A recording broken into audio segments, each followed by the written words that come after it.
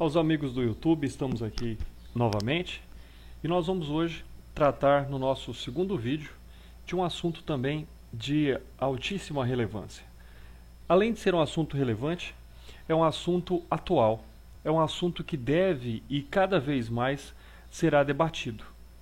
Esse assunto ele trata de questões fundamentais, psicológicas, filosóficas e sociológicas do ser humano.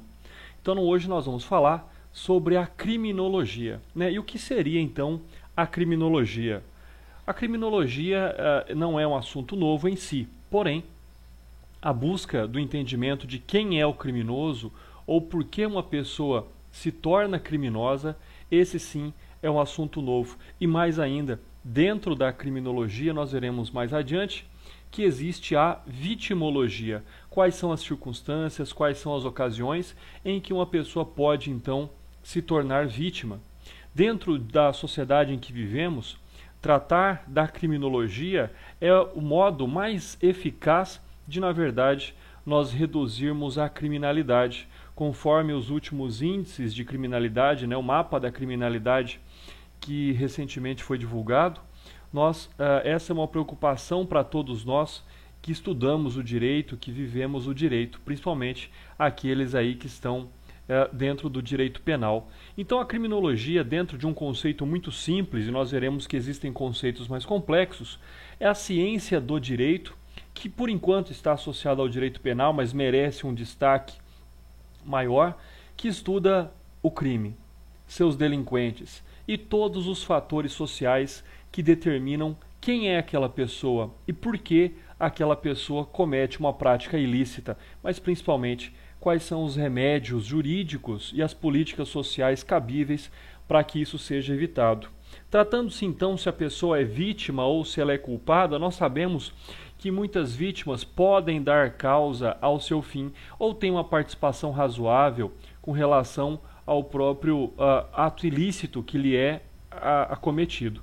Então essa análise, essa estrutura de pesquisa, tanto da criminologia quanto da vitimologia, ela é necessária para que a justiça seja praticada, para que os fatos típicos sejam apurados.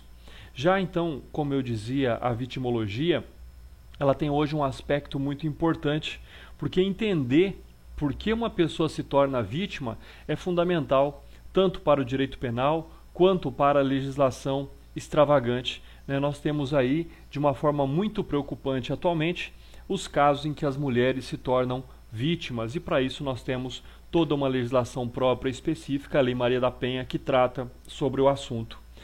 Não dá para falar da criminologia ou da vitimologia sem estudar também aquelas ciências que estão ao redor, que seria a sociologia, o direito e a lei propriamente ditos, as políticas, as ciências políticas, na verdade, as políticas sociais, a psicologia e as ciências médicas. Então, dentro dessa concepção, nós sabemos que é um assunto complexo, é um estudo complexo.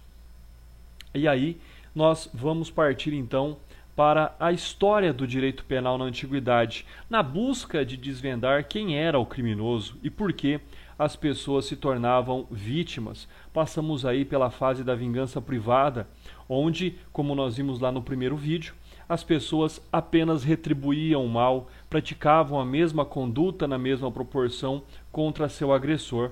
E aí então a pena, de uma forma própria para aquele momento, nada passava do que um revide à agressão sofrida.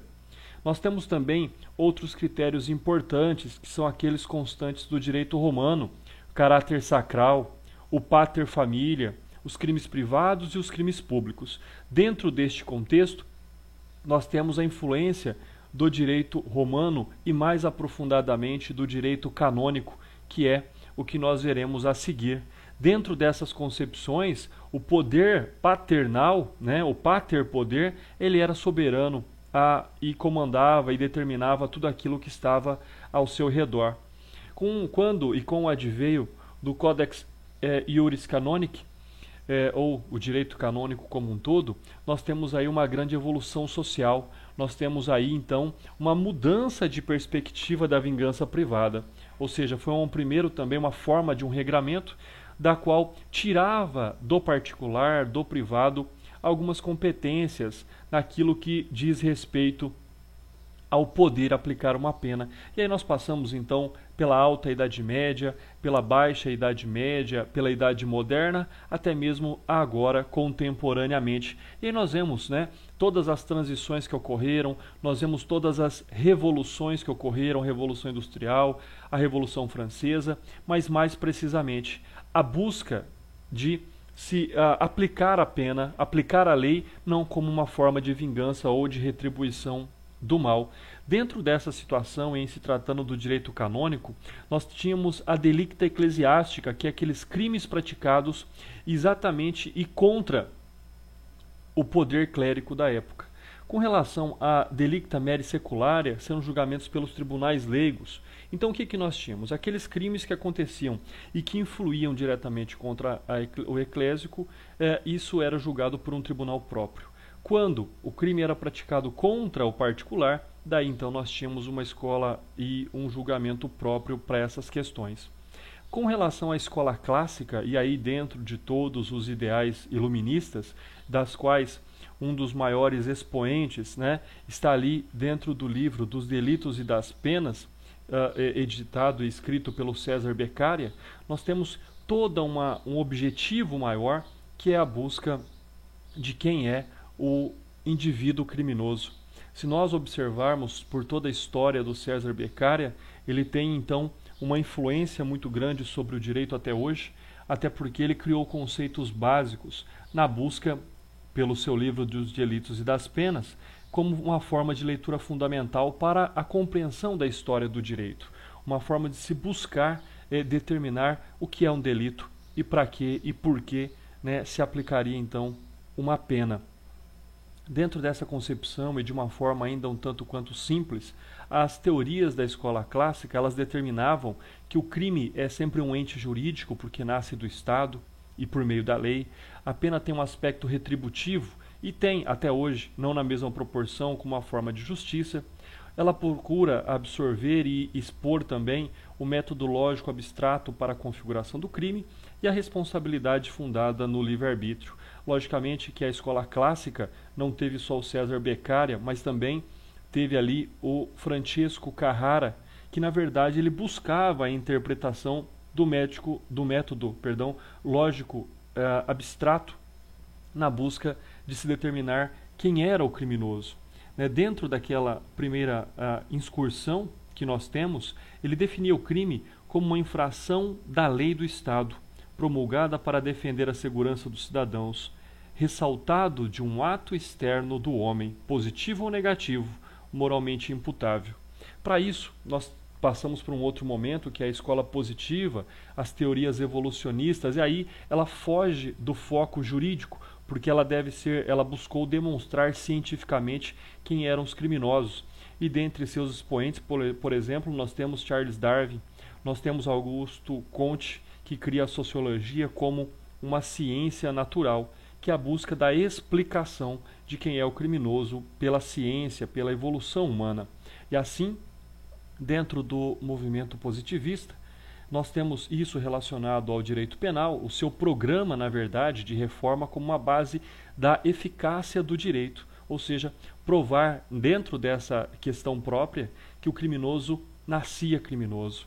Era, na verdade, o criminoso nato. Era aquela pessoa que carregava no seu genes a criminalidade. Isso poderia ser transmitido de pai para filho. Dentro ainda desse contexto, o César Lombroso, e aí ele tem o famoso livro L'Uomo Delinquente, o Homem Delinquente, ele determina exatamente esses critérios, não é? A figura do criminoso nato. E logicamente, o Lombroso ele tinha alguns exageros, porque ele caracterizava que a pessoa, por sinais físicos, poderia ser distinguida dos demais como um criminoso. E isso, logicamente, foi superado, até mesmo porque numa sequência lógica de estudos, nós tivemos o Enrico Ferri, que na verdade ele era um sociólogo, e pela escola positiva, ele já determinava, ele aceitava, na verdade, que o criminoso não nasce, mas que ele é uma influência tanto das condições sociais quanto das condições econômicas. E aí, essas duas condições possuem e produzem os efeitos criminógenos. E aí nós temos, então, na verdade, uma classificação que seriam os natos, os loucos, os habituais, os ocasionais e os passionais. Dentro da sociologia criminal, esta embasada e criada inicialmente pelo Enrico Ferri, nós temos tanto então os fatores antropológicos, sociais, como os fatores físicos.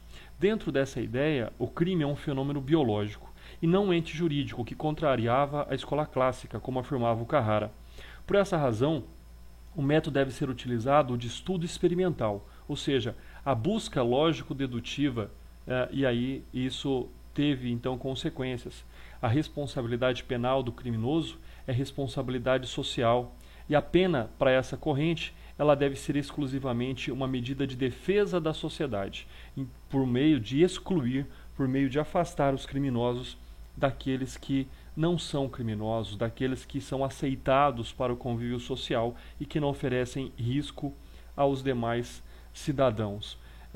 Estudo do direito penal pelo fator histórico determina para nós que o criminoso sempre é um psicologicamente anormal, mesmo que isso seja temporariamente naquele exato momento do crime, conforme preceitua a teoria da atividade, né? E aí nós teríamos então dentro dessa classificação os ocasionais, os habituais, os natos, os passionais e os enfermos da mente. Dentro dessa classificação nós visualizamos muito bem quem pode ser criminoso de acordo com essa escola positivista. E aí então, no direito moderno, na verdade, nós temos a escola eclética, isso fundado tanto por expositores da Itália, quanto expositores franceses, como expositores alemães. Dentro do direito penal moderno, nós temos, na verdade, um aproveitamento daquilo que de melhor e de mais racional existe tanto da escola clássica quanto da escola positivista, trazendo para o direito moderno uma interpretação muito mais justa. E aí então nós temos na Alemanha, como dito antes, uma das maiores revoluções dentro do direito penal, que foi a teoria criada pelo Franz von Liszt, né, da qual ele cria então uma forma interpretativa do direito penal muito mais racional, muito mais humana, que é na verdade o grande objetivo do direito penal como um todo. O Franz von Liszt, então, que é um dos maiores expositores do direito, ele é o fundador da teoria finalista do direito penal, né? Dentro dessa teoria que ele criou, ele dizia que a pena tem uma função inicialmente preventiva, e aí então, quando não for possível prevenir os crimes, que aí ela seja então com um caráter punitivo, pedagógico e ressocializador. Então, dentro dessa contribuição do Franz von Liszt, que é a teoria finalista do direito penal, nós caminhamos para uma conclusão que determina que os ideais desta escola, na verdade, era necessariamente a investigação de uma ordem antropológica e sociológica, através de método experimental, da qual respeitaram e repelem, na verdade, a criminalidade congênita. Ele não aceita que a pessoa nasça criminoso, mas sim que ele se torna criminoso, logicamente, por fatores sociais e fatores também econômicos, respeitando o criminoso também dentro dessa condição, buscando a ele uma pena que seja justa e adequada a reparar o dano que foi causado. Dentro dessa escola, a escola eclética, sempre se houve uma preocupação muito grande em evitar as discussões metafísicas a respeito do livre-arbítrio ou do determinismo, como forma de buscar a reação humana ligada pela ação e o resultado, ou seja, o nexo de causalidade e a responsabilidade criminal que existe entre a ação e a omissão humana. Sendo assim, nós caminhamos aí para encerrar esse segundo vídeo, agradecendo mais uma vez a companhia de vocês e já planejando aí os próximos vídeos. Muito obrigado e um abraço a todos.